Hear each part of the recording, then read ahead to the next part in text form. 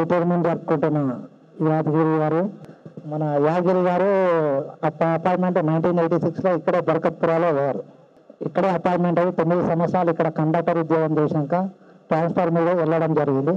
మళ్ళీ రిటైర్మెంట్ ఇక్కడే 38 సంవత్సరాల సర్వీస్ పూర్తి చేసుకొని మళ్ళీ సెప్టెంబర్లో వచ్చాడు. 5 నెలలు అయింది ఇక్కడికి వచ్చి, డిపోకి వచ్చి బరకత్పురా టీఐటీగా ప్రమోషన్లో వచ్చి ఈరోజు రిటైర్మెంట్ జరుపుకుంటున్నాడు.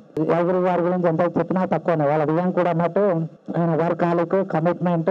మరియు ఈరోజు కూడా ఉదయం ఆయనకు ఎవరీ తాగితే ప్రతి గురువారం నాడు మార్నింగ్ డ్యూటీ ఉంటుంది. ఆయన మార్నింగ్ డ్యూటీ ఈరోజు రిటైర్మెంట్ అవుతున్నా కూడా ఈరోజు మార్నింగ్ 6 గంటల వరకు డిపోకి వచ్చిండు. అంత వర్క్ కమిట్మెంట్ ఉండడం చాలా అరుదైన విషయం.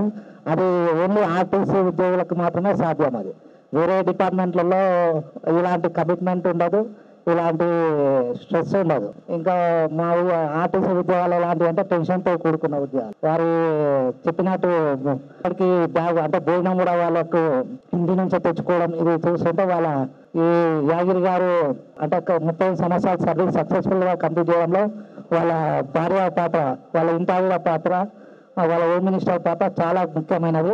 వారికి ప్రత్యేకంగా ధన్యవాదాలు తెలుపుతున్నాను.